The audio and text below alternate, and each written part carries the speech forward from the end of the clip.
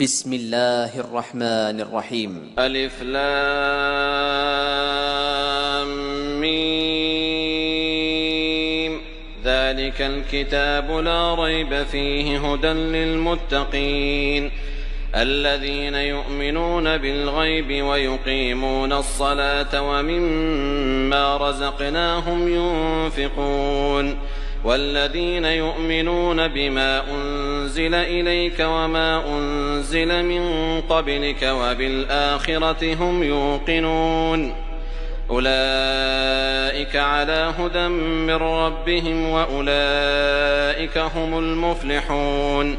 إن الذين كفروا سواء عليهم أأنذرتهم أم لم تنذرهم لا يؤمنون ختم الله على قلوبهم وعلى سمعهم وعلى أبصارهم غشاوة ولهم عذاب عظيم ومن الناس من يقول آمنا بالله وباليوم الآخر وما هم بمؤمنين يخادعون الله والذين آمنوا وما يخدعون إلا أنفسهم وما يشعرون في قلوبهم مرض فزادهم الله مرضا ولهم عذاب أليم بما كانوا يكذبون وإذا قيل لهم لا تفسدوا في الأرض قالوا إنما نحن مصلحون ألا إنهم هم المفسدون ولكن لا يشعرون وإذا قيل لهم آمنوا كما آمن الناس قالوا أنؤمن كما آمن السفهاء ألا إنهم هم السفهاء ولكن لا يعلمون وإذا لقوا الذين آمنوا قالوا آمنا وإذا خلوا إلى شياطينهم قالوا إنا معكم إنما نحن مستهزئون الله يستهزئ بهم ويمدهم في طغيانهم يعمهون أولئك الذين اشتروا الضلالة بالهدى فما ربحت تجارتهم وما كانوا مهتدين مثلهم كمثل الذي استوقد نارا فلما أضاءت ما حوله ذهب الله بنورهم وتركهم في ظلمات لا يبصرون صم بكم عمي فهم لا يرجعون أو كصيب من السماء فيه ظلمات ورعد وبرق يجعلون أصابعهم في آذانهم من الصواعق حذر الموت والله محيط بالكافرين يكاد البرق يخطف أبصارهم كلما أضاء لهم مشوا فيه وإذا أظلم عليهم قاموا ولو شاء الله لذهب بسمعهم وأبصارهم إن الله على كل شيء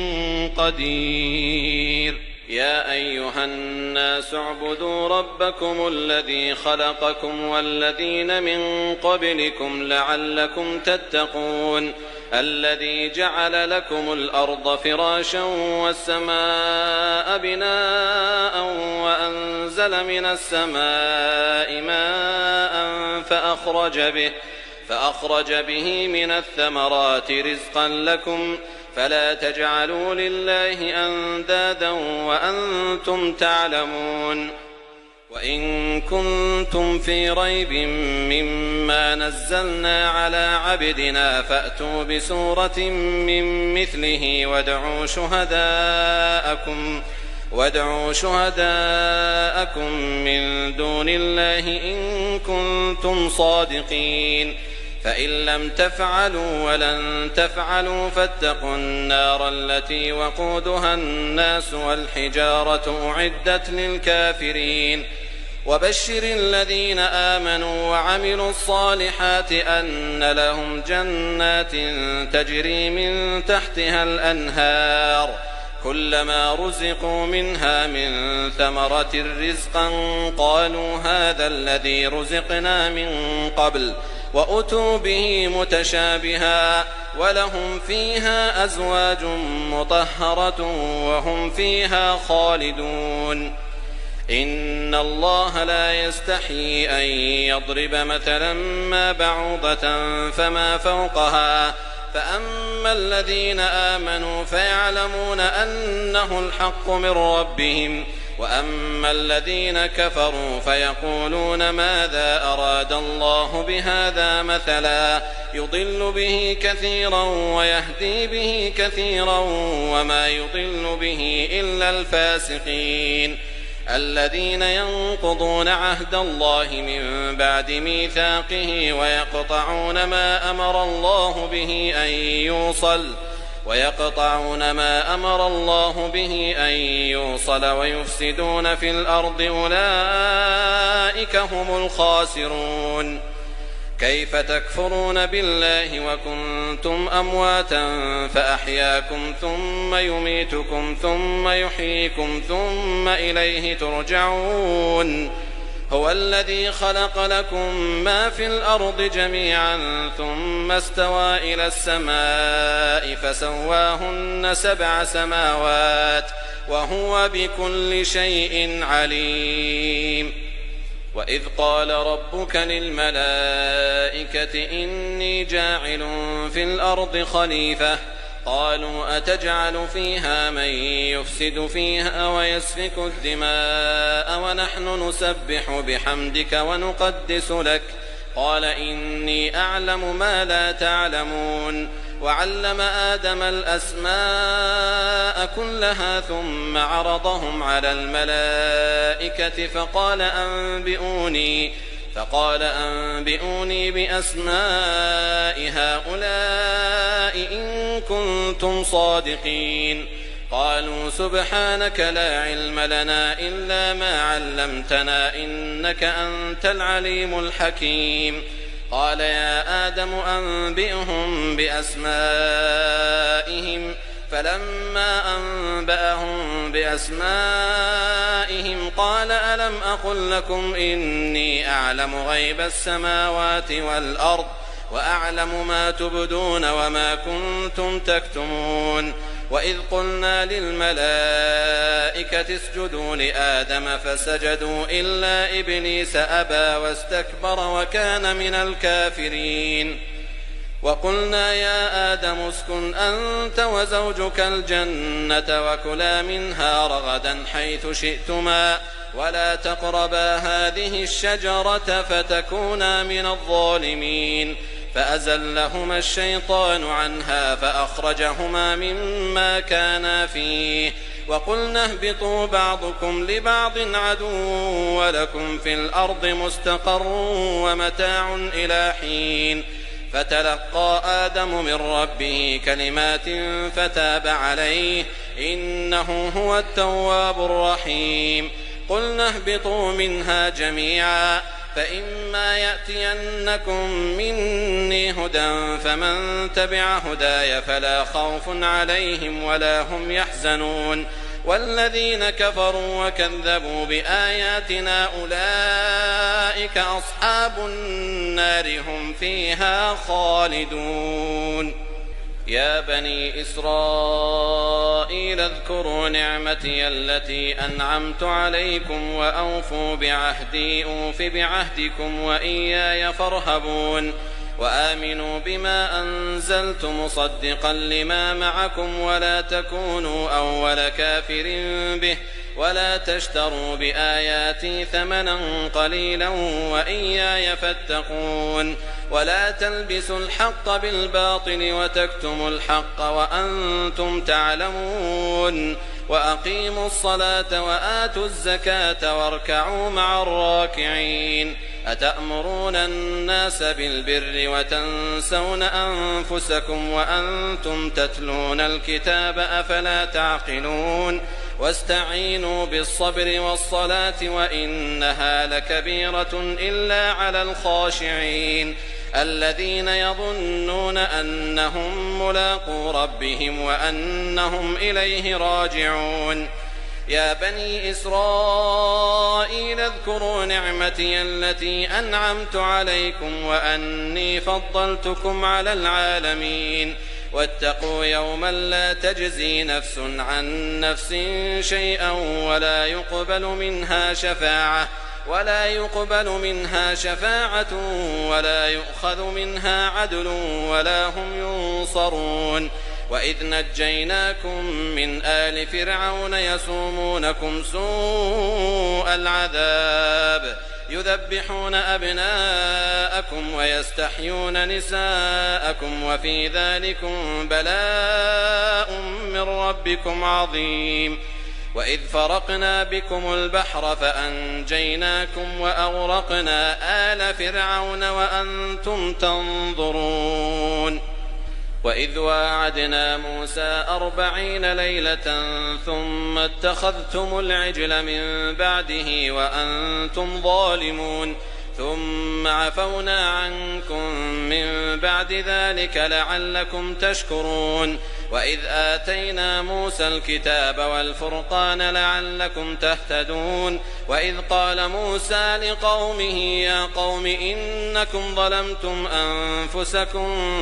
باتخاذكم العجل فتوبوا إلى بارئكم فاقتلوا أنفسكم ذلكم خير لكم عند بارئكم فتاب عليكم إنه هو التواب الرحيم وإذ قلتم يا موسى لن نؤمن لك حتى نرى الله جهرة فأخذتكم الصاعقة وأنتم تنظرون ثم بعثناكم من بعد موتكم لعلكم تشكرون وظللنا عليكم الغمام وأنزلنا عليكم المن والسلوى كلوا من طيبات ما رزقناكم وما ظلمونا ولكن كانوا أنفسهم يظلمون وإذ قلنا ادخلوا هذه القرية فكلوا منها حيث شئتم رغدا وادخلوا الباب سجدا وقولوا حطة نغفر لكم خطاياكم وسنزيد المحسنين فبدل الذين ظلموا قولا غير الذي قيل لهم فأنزلنا على الذين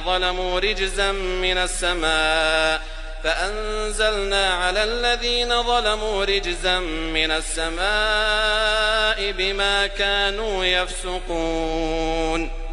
وإذ استسقى موسى لقومه فقلنا اضرب بعصاك الحجر فانفجرت منه 12 عينا قد علم كل أناس مشربهم كلوا واشربوا من رزق الله ولا تعثوا في الأرض مفسدين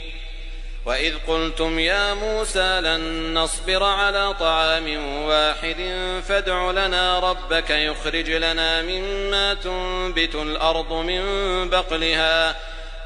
بقلها وقثائها وفومها وعدسها وبصلها قال أتستبدلون الذي هو أدنى بالذي هو خير اهبطوا مصرا فإن لكم ما سألتم وضربت عليهم الذلة والمسكنة وباءوا بغضب من الله ذلك بأنهم كانوا يكفرون بآيات الله ويقتلون النبيين بغير الحق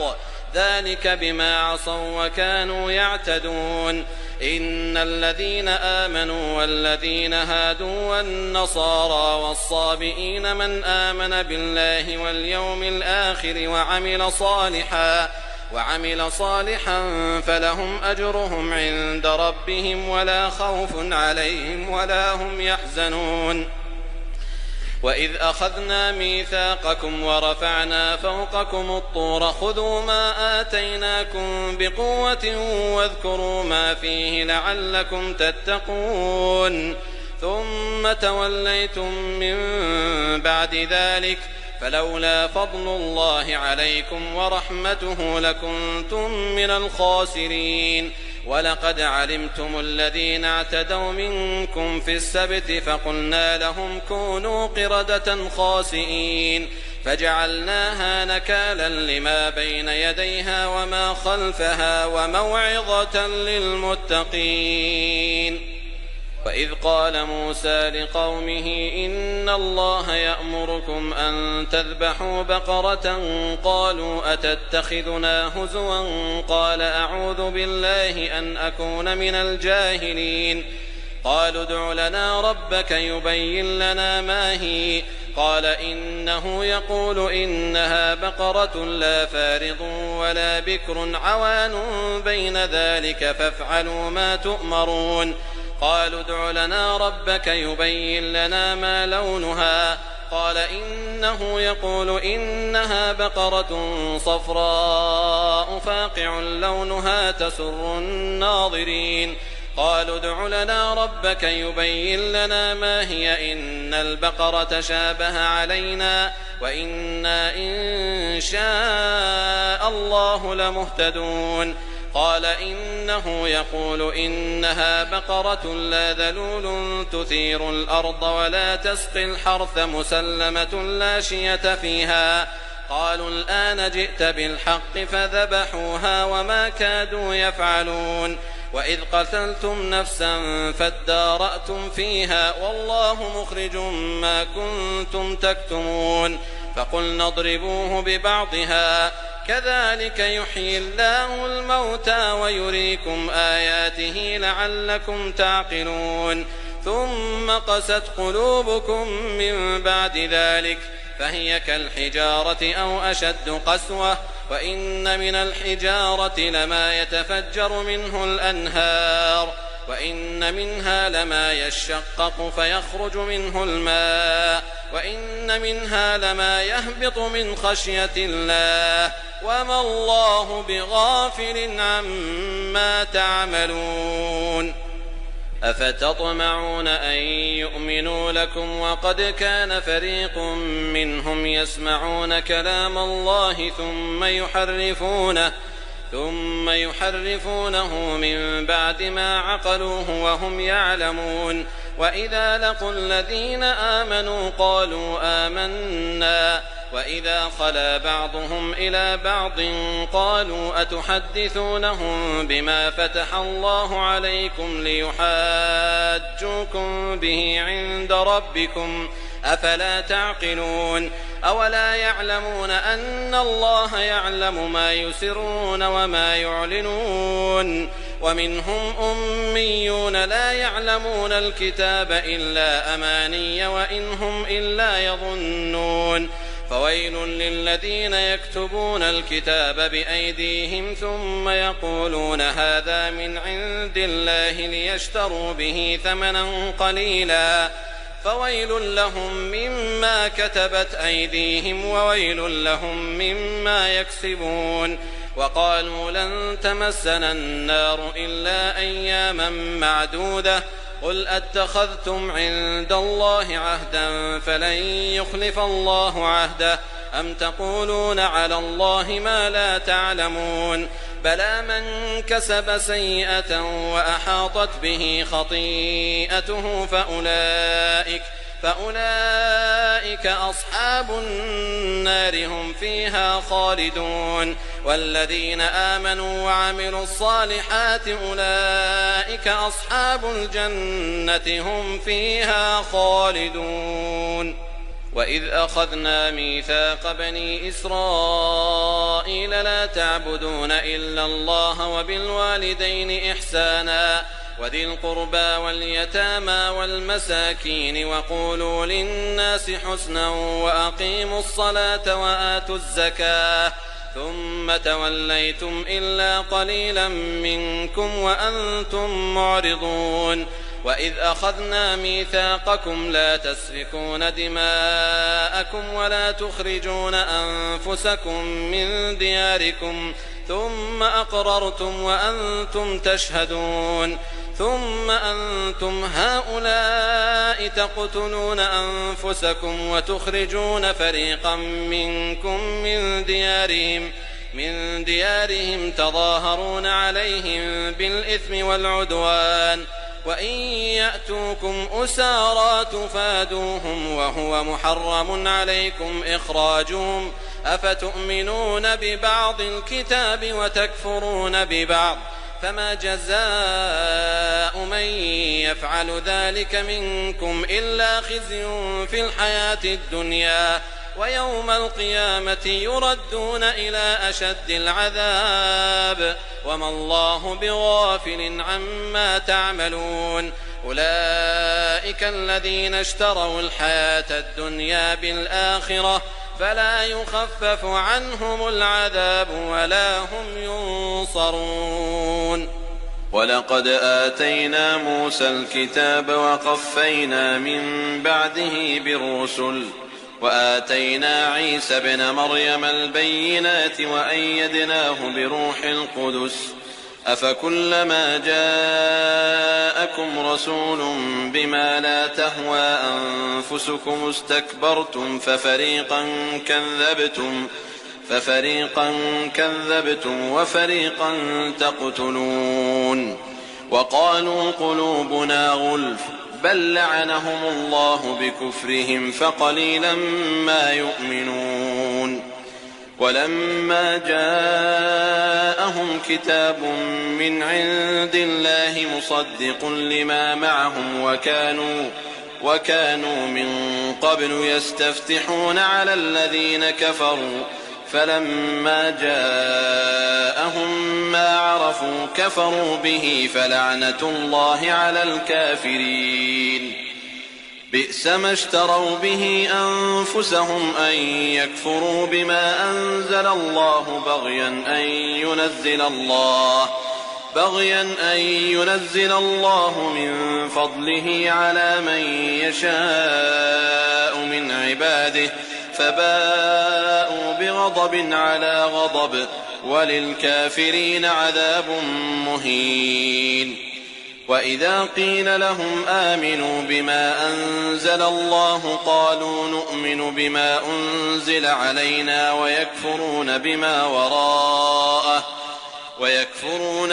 وراءه وهو الحق مصدقا لما معهم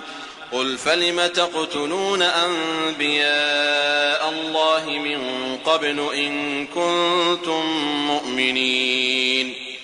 ولقد جاءكم موسى بالبينات ثم اتخذتم العجل من بعده وأنتم ظالمون. وإذ أخذنا ميثاقكم ورفعنا فوقكم الطور خذوا ما آتيناكم بقوة واسمعوا قالوا سمعنا وعصينا وأشربوا في قلوبهم العجل بكفرهم قل بئس ما يأمركم به إيمانكم إن كنتم مؤمنين. قل إن كانت لكم الدار الآخرة عند الله خالصة من دون الناس فتمنوا الموت إن كنتم صادقين ولن يتمنوه أبدا بما قدمت أيديهم والله عليم بالظالمين. ولتجدنهم أحرص الناس على حياة ومن الذين أشركوا يود أحدهم لو يعمر 1000 سنة وما هو بمزحزحه من العذاب أن يعمر والله بصير بما يعملون.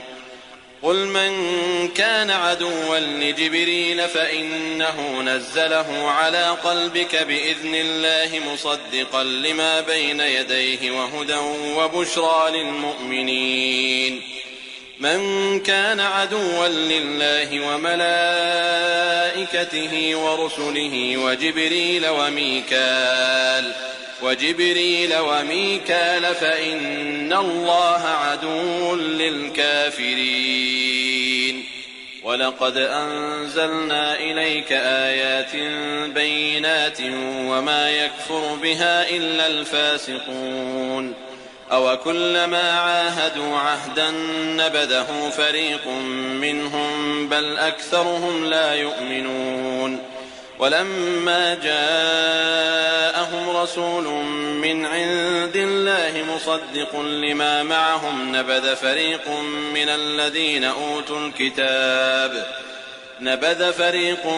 الذين أوتوا الكتاب كتاب الله وراء ظهورهم كأنهم لا يعلمون واتبعوا ما تتلو الشياطين على ملك سليمان وما كفر سليمان ولكن الشياطين كفروا يعلمون الناس السحر وما أنزل على الملكين ببابل هاروت وماروت وما يعلمان من أحد حتى يقولا إنما نحن فتنة فلا تكفر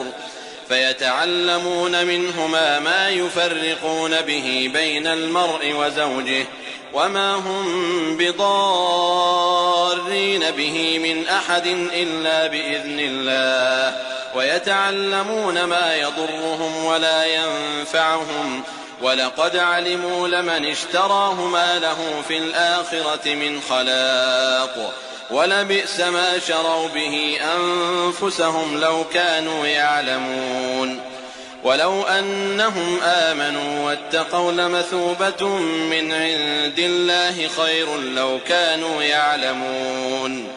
يا أيها الذين آمنوا لا تقولوا راعنا وقولوا انظرنا واسمعوا وللكافرين عذاب أليم ما يود الذين كفروا من أهل الكتاب ولا المشركين أن ينزل عليكم من خير من ربكم والله يختص برحمته من يشاء والله ذو الفضل العظيم ما ننسخ من آية أو ننسها نأت بخير منها أو مثلها ألم تعلم أن الله على كل شيء قدير ألم تعلم أن الله له ملك السماوات والأرض وما لكم من دون الله من ولي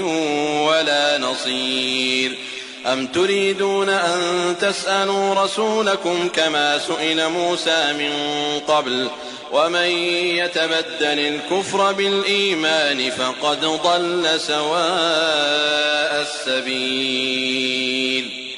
ود كثير من أهل الكتاب لو يردونكم من بعد إيمانكم كفارا حسدا من عند أنفسهم من بعد ما تبين لهم الحق فاعفوا واصفحوا حتى يأتي الله بأمره إن الله على كل شيء قدير وأقيموا الصلاة وآتوا الزكاة وما تقدموا لأنفسكم من خير تجدوه عند الله إن الله بما تعملون بصير وقالوا لن يدخل الجنة إلا من كان هودا أو نصارى تلك أمانيهم قل هاتوا برهانكم إن كنتم صادقين بلى من أسلم وجهه لله وهو محسن فله أجره عند ربه ولا خوف عليهم ولا هم يحزنون وقالت اليهود ليست النصارى على شيء وقالت النصارى ليست اليهود على شيء وهم يتلون الكتاب كذلك قال الذين لا يعلمون مثل قولهم فالله يحكم بينهم يوم القيامة فيما كانوا فيه يختلفون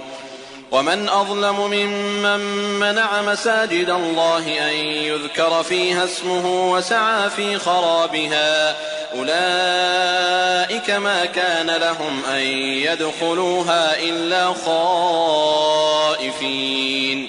لهم في الدنيا خزي ولهم في الآخرة عذاب عظيم ولله المشرق والمغرب فأينما تولوا فثم وجه الله إن الله واسع عليم.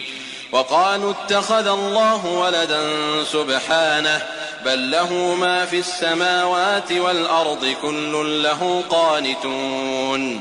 بديع السماوات والأرض وإذا قضى أمرا فإنما يقول له كن فيكون. وقال الذين لا يعلمون لولا يكلمنا الله أو تأتينا آية كذلك قال الذين من قبلهم مثل قولهم تشابهت قلوبهم قد بينا الآيات لقوم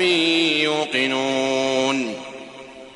إنا أرسلناك بالحق بشيرا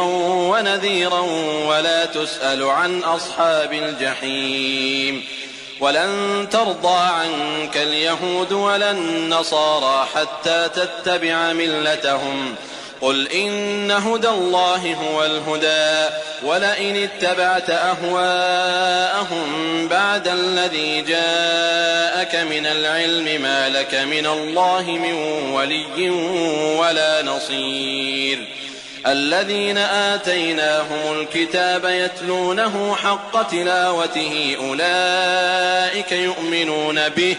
ومن يكفر به فأولئك هم الخاسرون. يا بني إسرائيل اذكروا نعمتي التي أنعمت عليكم وأني فضلتكم على العالمين. واتقوا يوما لا تجزي نفس عن نفس شيئا ولا يقبل منها عدل ولا تنفعها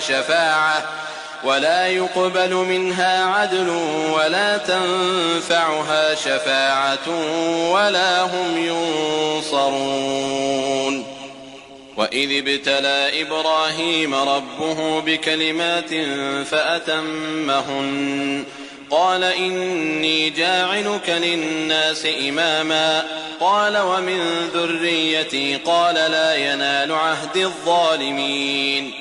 وإذ جعلنا البيت مثابة للناس وأمنا واتخذوا من مقام إبراهيم مصلى وعهدنا إلى إبراهيم وإسماعيل أن طهرا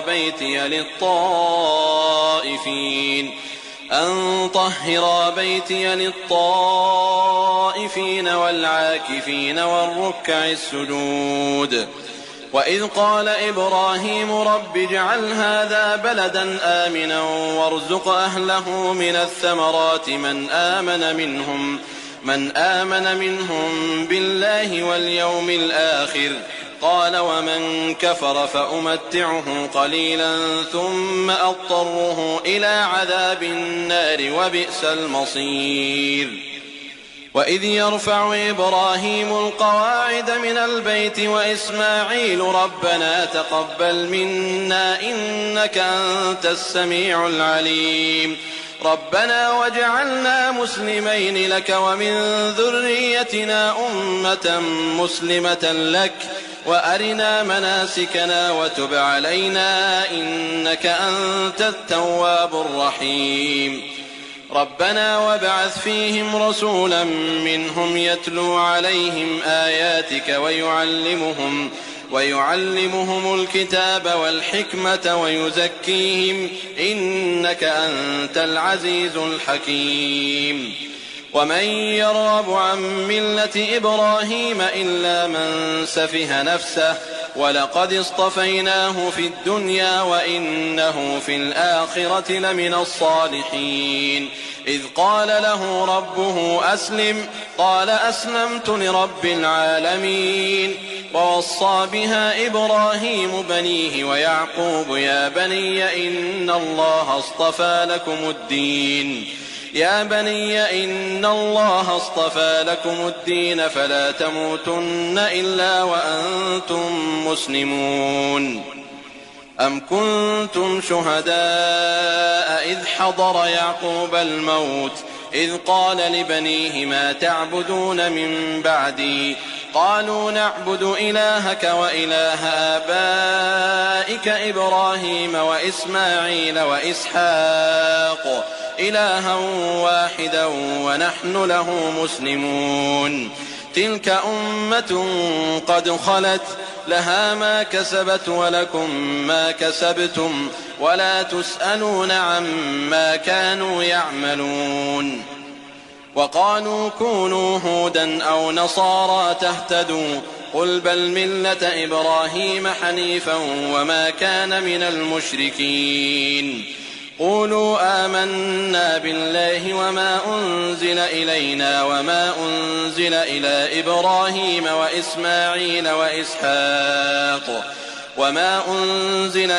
إبراهيم وإسماعيل وإسحاق ويعقوب والأسباط وما أوتي موسى وعيسى وما أوتي النبيون من ربهم لا نفرق بين أحد منهم ونحن له مسلمون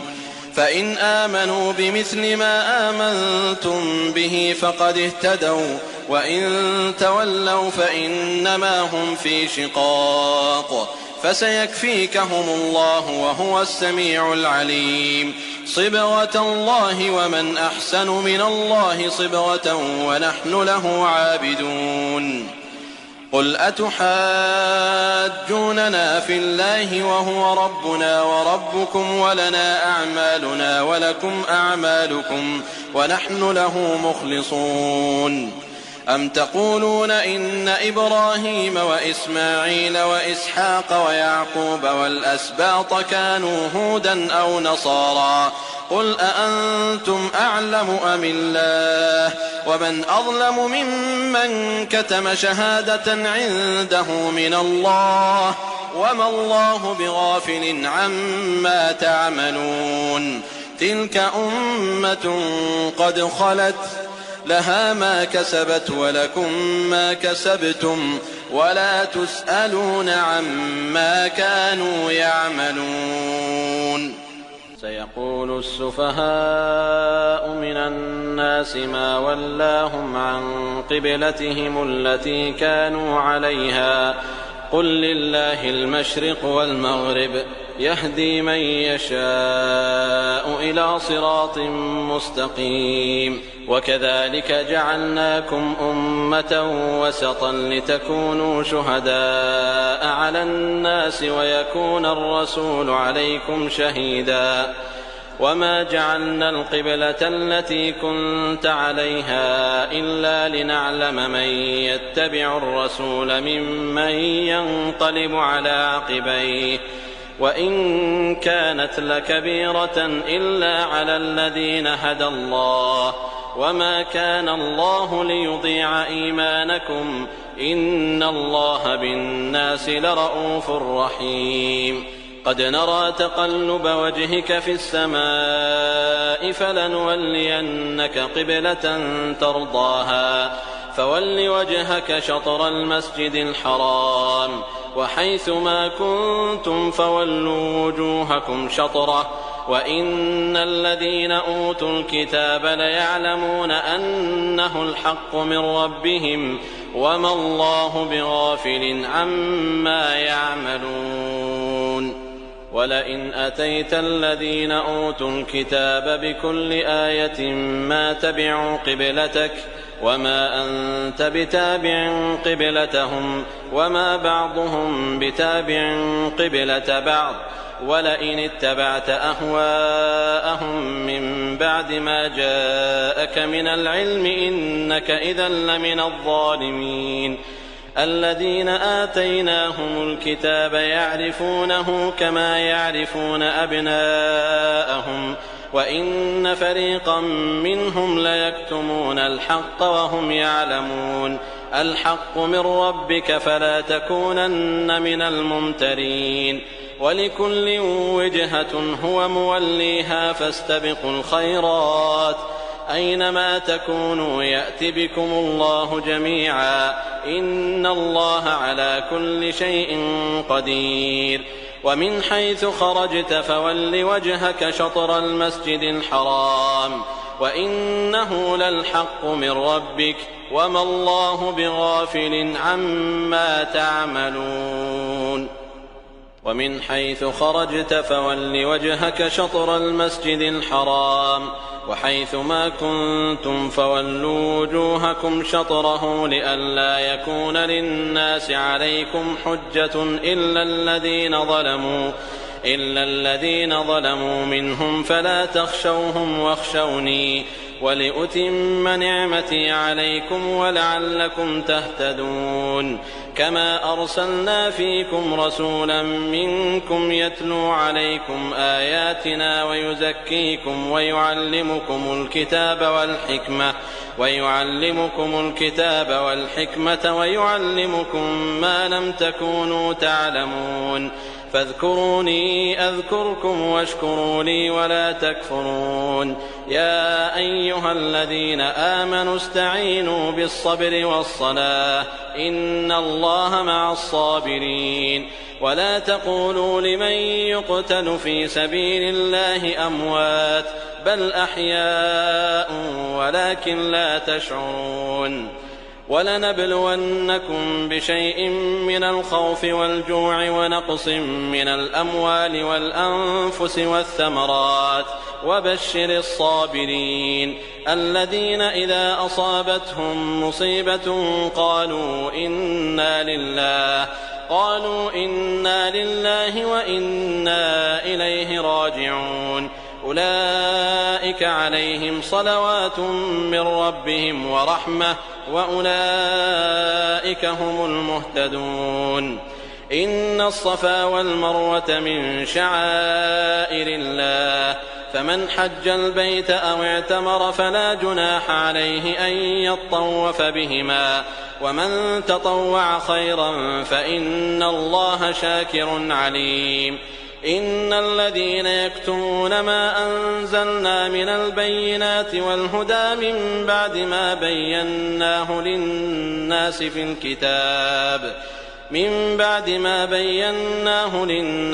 الكتاب أولئك يلعنهم الله ويلعنهم اللاعنون إلا الذين تابوا وأصلحوا وبينوا فأولئك أتوب عليهم وأنا التواب الرحيم إن الذين كفروا وماتوا وهم كفار أولئك عليهم لعنة الله والملائكة والناس أجمعين خالدين فيها لا يخفف عنهم العذاب ولا هم ينظرون وإلهكم إله واحد لا إله إلا هو الرحمن الرحيم إن في خلق السماوات والأرض واختلاف الليل والنهار والفلك التي تجري في البحر بما ينفع الناس وما أنزل الله من السماء من ماء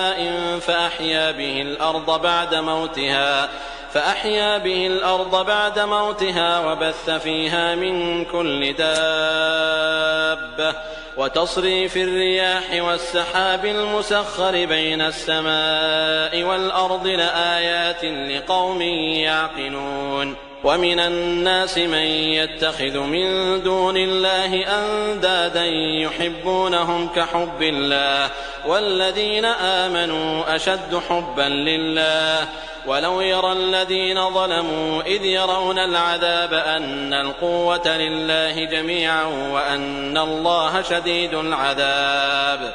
إذ تبرأ الذين اتبعوا من الذين اتبعوا ورأوا العذاب وتقطعت بهم الأسباب وقال الذين اتبعوا لو أن لنا كرة فنتبرأ منهم كما تبرأوا منا كذلك يريهم الله أعمالهم حسرات عليهم وما هم بخارجين من النار يا أيها الناس كلوا مما في الأرض حلالا طيبا ولا تتبعوا خطوات الشيطان إنه لكم عدو مبين إنما يأمركم بالسوء والفحشاء وأن تقولوا على الله ما لا تعلمون وإذا قيل لهم اتبعوا ما أنزل الله قالوا بل نتبع ما ألفينا عليه آباءنا أولو كان آباؤهم لا يعقلون شيئا ولا يهتدون ومثل الذين كفروا كمثل الذي ينعق بما لا يسمع إلا دعاء ونداء صم بكم عمي فهم لا يعقلون يا أيها الذين آمنوا كلوا من طيبات ما رزقناكم واشكروا لله إن كنتم إياه تعبدون إنما حرم عليكم الميتة والدم ولحم الخنزير وما أهل به لغير الله فمن اضطر غير باغ ولا عاد فلا إثم عليه إن الله غفور رحيم إن الذين يكتمون ما أنزل الله من الكتاب ويشترون به ثمنا قليلا أولئك ما يأكلون في بطونهم إلا النار ولا يكلمهم الله يوم القيامة ولا يزكيهم ولهم عذاب أليم أولئك الذين اشتروا الضلالة بالهدى والعذاب بالمغفرة فما أصبرهم على النار ذلك بأن الله نزل الكتاب بالحق وإن الذين اختلفوا في الكتاب لفي شقاق بعيد ليس البر أن تولوا وجوهكم قبل المشرق والمغرب ولكن البر من آمن بالله واليوم الآخر والملائكة والكتاب والنبيين وآتى المال على حبه ذوي القربى واليتامى والمساكين وابن السبيل والسائلين وفي الرقاب وأقام الصلاة وآتى الزكاة والموفون بعهدهم إذا عاهدوا والصابرين في البأساء والضراء وحين البأس أولئك الذين صدقوا وأولئك هم المتقون يا أيها الذين آمنوا كتب عليكم القصاص في القتلى الحر بالحر والعبد بالعبد والأنثى بالأنثى فمن عفي له من أخيه شيء فاتباع بالمعروف وأداء إليه بإحسان ذلك تخفيف من ربكم ورحمة فمن اعتدى بعد ذلك فله عذاب أليم ولكم في القصاص حياة يا أولي الألباب لعلكم تتقون كتب عليكم إذا حضر أحدكم الموت إن ترك خيرا الوصية للوالدين والأقربين بالمعروف حقا على المتقين فمن بدله بعدما سمعه فإنما إثمه على الذين يبدلونه إن الله سميع عليم فمن خاف من موص جنفا أو إثما فأصلح بينهم فلا إثم عليه إن الله غفور رحيم يا أيها الذين آمنوا كتب عليكم الصيام كما كتب على الذين من قبلكم لعلكم تتقون أياما معدودات فمن كان منكم مريضا أو على سفر فعدة من أيام أخر وعلى الذين يطيقونه فدية طعام مسكين فمن تطوع خيرا فهو خير له وأن تصوموا خير لكم إن كنتم تعلمون شهر رمضان الذي أنزل فيه القرآن هدى للناس وبينات من الهدى والفرقان فمن شهد منكم الشهر فليصم ومن كان مريضا أو على سفر فعدة من أيام أخر يريد الله بكم اليسر ولا يريد بكم العسر ولتكملوا العدة ولتكبروا الله على ما هداكم ولعلكم تشكرون. وإذا سألك عبادي عني فإني قريب أجيب دعوة الداع إذا دعان فليستجيبوا لي وليؤمنوا بي لعلهم يرشدون. أحل لكم ليلة الصيام الرفث إلى نسائكم هن لباس لكم وأنتم لباس لهن علم الله أنكم كنتم تختانون أنفسكم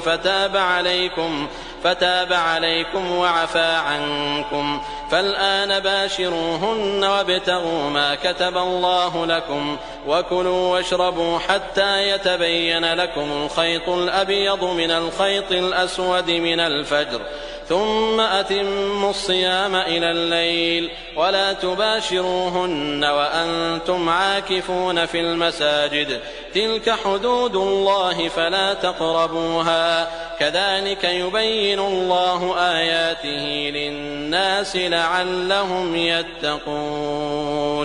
ولا تأكلوا أموالكم بينكم بالباطل وتدلوا بها إلى الحكام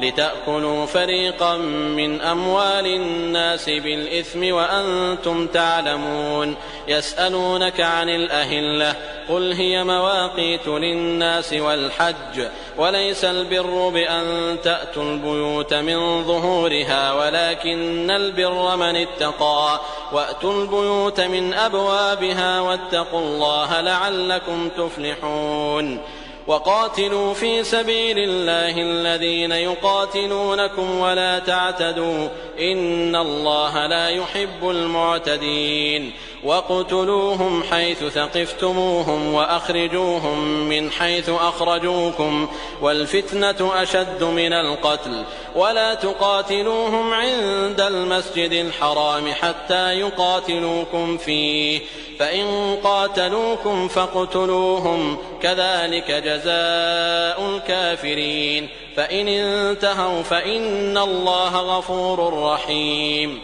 وقاتلوهم حتى لا تكون فتنة ويكون الدين لله.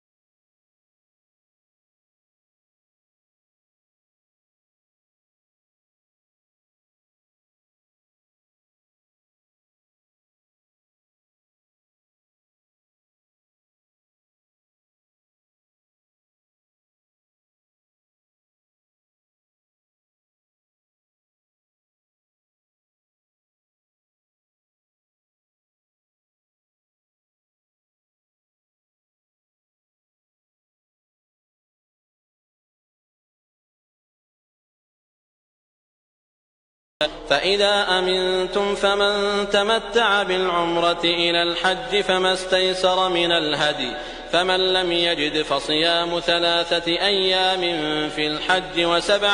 إذا رجعتم تلك 10 كاملة ذلك لمن لم يكن أهله حاضر المسجد الحرام واتقوا الله واعلموا أن الله شديد العقاب. الحج أشهر معلومات فمن فرض فيهن الحج فلا رفث ولا فسوق ولا جدال في الحج وما تفعلوا من خير يعلمه الله وتزودوا فإن خير الزاد التقوى واتقون يا أولي الألباب. ليس عليكم جناح أن تبتغوا فضلا من ربكم فإذا أفضتم من عرفات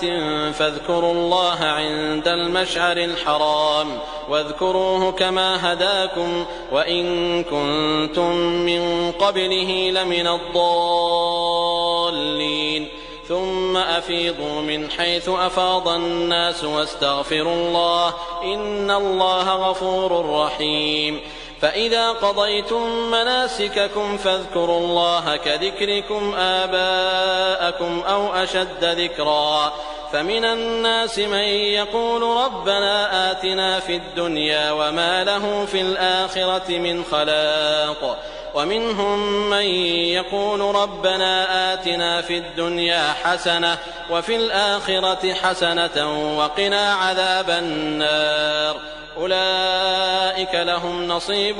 مما كسبوا والله سريع الحساب واذكروا الله في أيام معدودات فمن تعجل في يومين فلا إثم عليه ومن تأخر فلا إثم عليه لمن اتقى واتقوا الله واعلموا أنكم إليه تحشرون ومن الناس من يعجبك قوله في الحياة الدنيا ويشهد الله على ما في قلبه وهو ألد الخصام وإذا تولى سعى في الأرض ليفسد فيها ويهلك الحرث والنسل والله لا يحب الفساد وإذا قيل له اتق الله أخذته العزة بالإثم فحسبه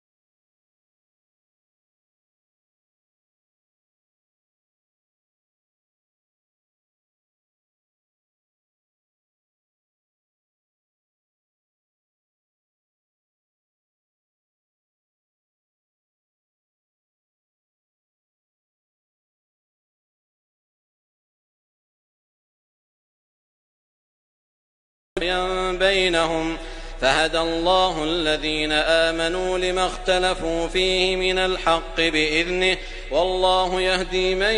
يشاء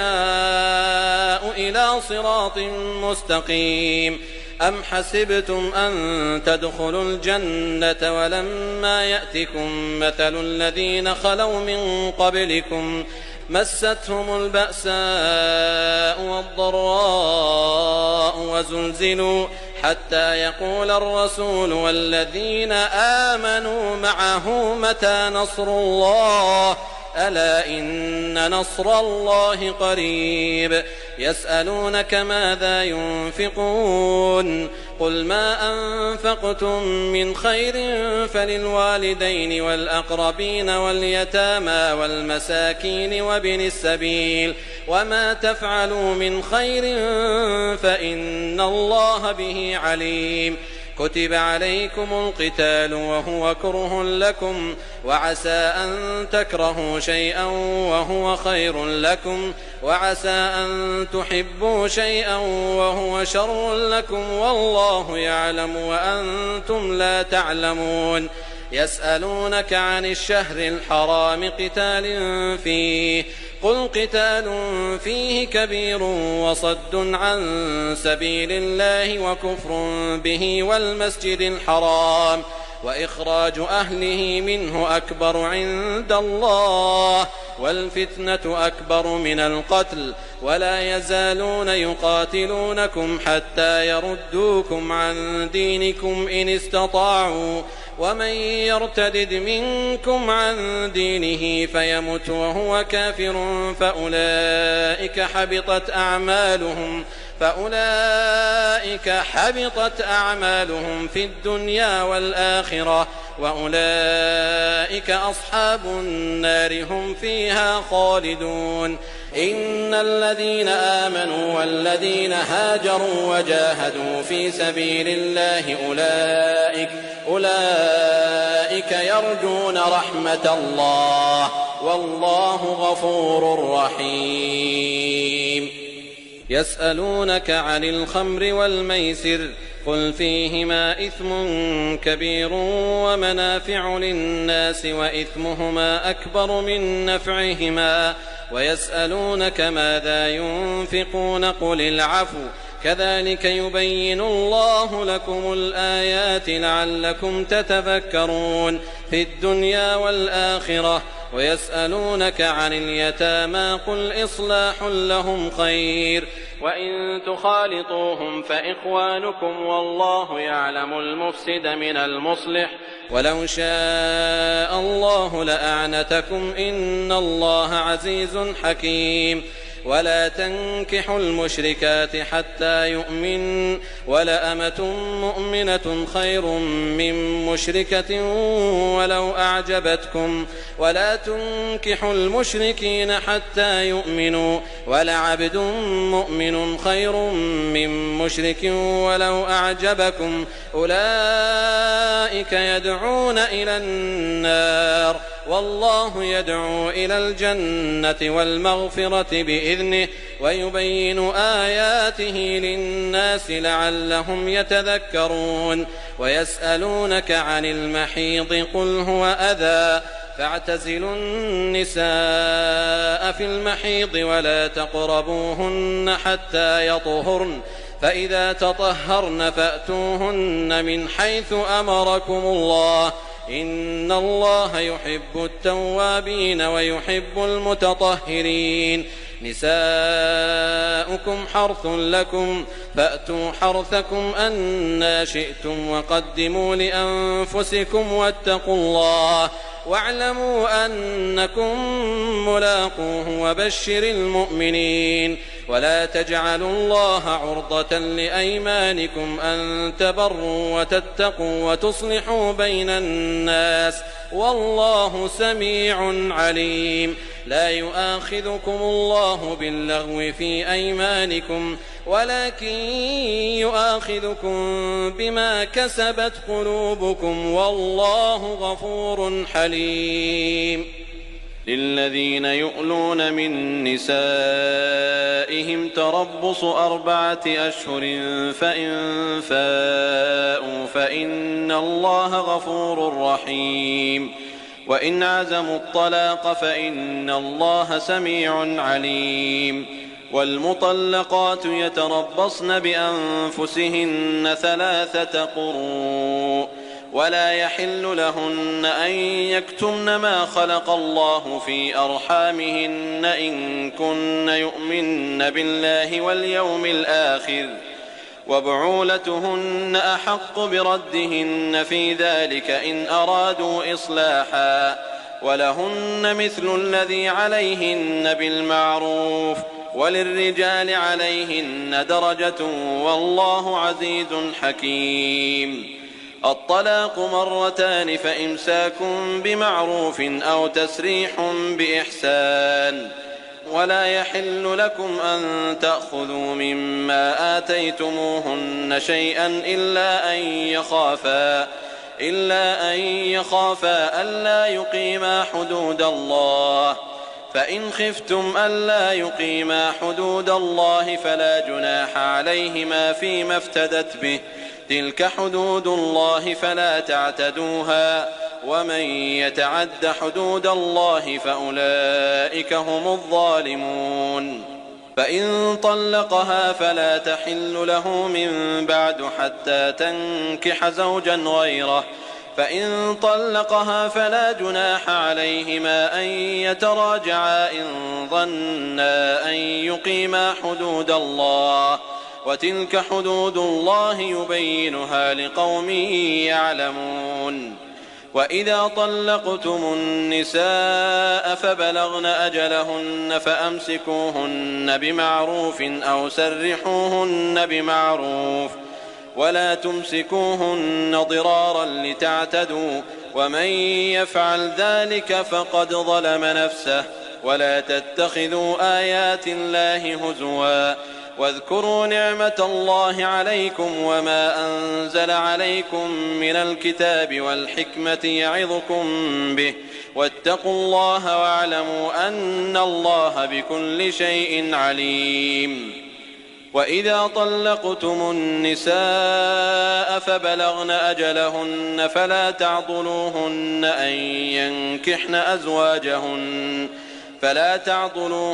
أن ينكحن أزواجهن إذا تراضوا بينهم بالمعروف ذلك يوعظ به من كان منكم يؤمن بالله واليوم الآخر ذلكم أزكى لكم وأطهر والله يعلم وأنتم لا تعلمون. والوالدات يرضعن أولادهن حولين كاملين لمن أراد أن يتم الرضاعة وعلى المولود له رزقهن وكسوتهن بالمعروف لا تكلف نفس إلا وسعها لا تضار والدة بولدها ولا مولود له بولده وعلى الوارث مثل ذلك فإن أرادا فصالا عن تراض منهما وتشاور فلا جناح عليهما وإن أردتم أن تسترضعوا أولادكم فلا جناح عليكم إذا سلمتم ما آتيتم بالمعروف واتقوا الله واعلموا أن الله بما تعملون بصير. والذين يتوفون منكم ويذرون أزواجا يتربصن بأنفسهن 4 أشهر وعشرا فإذا بلغن أجلهن فلا جناح عليكم فيما فعلن في أنفسهن بالمعروف والله بما تعملون خبير. ولا جناح عليكم فيما عرضتم به من خطبة النساء أو أكننتم في أنفسكم علم الله أنكم ستذكرونهن ولكن لا تواعدوهن سرا إلا أن تقولوا قولا معروفا ولا تعزموا عقدة النكاح حتى يبلغ الكتاب أجله واعلموا أن الله يعلم ما في أنفسكم فاحذروه واعلموا أن الله غفور حليم. لا جناح عليكم إن طلقتم النساء ما لم تمسوهن أو تفرضوا لهن فريضة ومتعوهن على الموسع قدره وعلى المقتر قدره متاعا بالمعروف حقا على المحسنين. وإن طلقتموهن من قبل أن تمسوهن وقد فرضتم لهن فريضة فنصف ما فرضتم إلا أن يعفون أو يعفو الذي بيده عقدة النكاح وأن تعفوا أقرب للتقوى ولا تنسوا الفضل بينكم إن الله بما تعملون بصير. حافظوا على الصلوات والصلاة الوسطى وقوموا لله قانتين. فإن خفتم فرجالا أو ركبانا فإذا أمنتم فاذكروا الله كما علمكم ما لم تكونوا تعلمون. والذين يتوفون منكم ويذرون أزواجا وصية لأزواجهم متاعا إلى الحول غير إخراج فإن خرجن فلا جناح عليكم فيما فعلن في أنفسهن من معروف والله عزيز حكيم. وللمطلقات متاع بالمعروف حقا على المتقين كذلك يبين الله لكم آياته لعلكم تعقلون. ألم تر إلى الذين خرجوا من ديارهم وهم ألوف حذر الموت فقال لهم الله موتوا فقال لهم الله موتوا ثم أحياهم إن الله لذو فضل على الناس ولكن أكثر الناس لا يشكرون وقاتلوا في سبيل الله واعلموا أن الله سميع عليم من ذا الذي يقرض الله قرضا حسنا فيضاعفه له أضعافا كثيرة والله يقبض ويبسط وإليه ترجعون ألم تر إلى الملأ من بني إسرائيل من بعد موسى إذ قالوا لنبي لهم ابعث لنا ملكا نقاتل في سبيل الله قال هل عسيتم إن كتب عليكم القتال ألا تقاتلوا قالوا وما لنا ألا نقاتل في سبيل الله وقد أخرجنا من ديارنا وأبنائنا فلما كتب عليهم القتال تولوا إلا قليلا منهم والله عليم بالظالمين وقال لهم نبيهم إن الله قد بعث لكم طالوت ملكا قالوا أنى يكون له الملك علينا ونحن أحق بالملك منه ولم يؤت سعة من المال قال إن الله اصطفاه عليكم وزاده بسطة في العلم والجسم والله يؤتي ملكه من يشاء والله واسع عليم وقال لهم نبيهم إن آية ملكه أن يأتيكم التابوت فيه سكينة من ربكم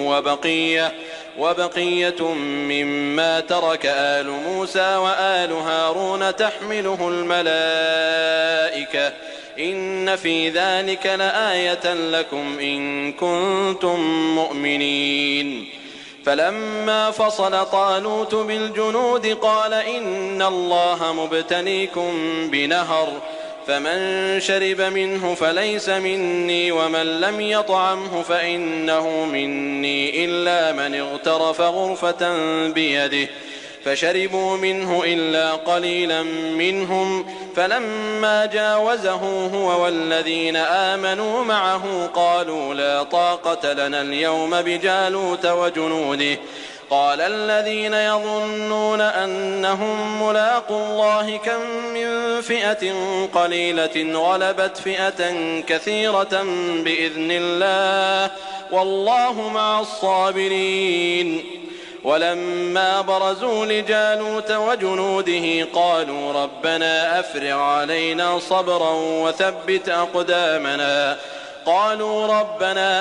علينا صبرا وثبت أقدامنا وانصرنا على القوم الكافرين فهزموهم بإذن الله وقتل داود جالوت وآتاه الله الملك والحكمة وعلمه مما يشاء ولولا دفع الله الناس بعضهم ببعض لفسدت الأرض ولكن الله ذو فضل على العالمين تلك آيات الله نتلوها عليك بالحق وإنك لمن المرسلين تلك الرسل فضلنا بعضهم على بعض منهم من كلم الله ورفع بعضهم درجات وآتينا عيسى ابن مريم البينات وأيدناه بروح القدس ولو شاء الله ما اقتتل الذين من بعدهم من بعد ما جاءتهم البينات ولكن اختلفوا فمنهم من آمن ومنهم من كفر ولو شاء الله ما اقتتلوا ولكن الله يفعل ما يريد يا أيها الذين آمنوا أنفقوا مما رزقناكم من قبل أن يأتي يوم لا بيع فيه ولا خلة ولا شفاعة والكافرون هم الظالمون الله لا إله إلا هو الحي القيوم لا تأخذه سنة ولا نوم له ما في السماوات وما في الأرض من ذا الذي يشفع عنده إلا بإذنه يعلم ما بين أيديهم وما خلفهم ولا يحيطون بشيء من علمه إلا بما شاء وسع كرسيه السماوات والأرض ولا يئوده حفظهما وهو العلي العظيم لا إكراه في الدين قد تبين الرشد من الغي فمن يكفر بالطاغوت ويؤمن بالله فقد استمسك بالعروة الوثقى لا انفصام لها والله سميع عليم الله ولي الذين آمنوا يخرجهم من الظلمات إلى النور والذين كفروا أولياؤهم الطاغوت يخرجونهم من النور إلى الظلمات أولئك أصحاب النار هم فيها خالدون ألم تر إلى الذي حاج إبراهيم في ربه أن آتاه الله الملك إذ قال إبراهيم ربي الذي يحيي ويميت قال أنا أحيي وأميت قال إبراهيم فإن الله يأتي بالشمس من المشرق فأت بها من المغرب فبهت الذي كفر والله لا يهدي القوم الظالمين أو كالذي مر على قرية وهي خاوية على عروشها قال أنى يحيي هذه الله بعد موتها فأماته الله 100 عام ثم بعثه قال كم لبثت قال لبثت يوما أو بعض يوم قال بل لبثت 100 عام فانظر إلى طعامك وشرابك لم يتسنه وانظر إلى حمارك ولنجعلك آية للناس وانظر إلى العظام كيف ننشزها ثم نكسوها لحما فلما تبين له قال أعلم أن الله على كل شيء قدير وإذ قال إبراهيم رب أرني كيف تحيي الموتى قال أولم تؤمن قال بلى ولكن ليطمئن قلبي قال فخذ 4 من الطير فصرهن إليك ثم اجعل على كل جبل منهن جزءا ثم ادعهن يأتينك سعيا واعلم أن الله عزيز حكيم مثل الذين ينفقون أموالهم في سبيل الله كمثل حبة أنبتت 7 سنابل في كل سنبلة 100 حبة والله يضاعف لمن يشاء والله واسع عليم الذين ينفقون أموالهم في سبيل الله ثم لا يتبعون ما أنفقوا منا ولا أذى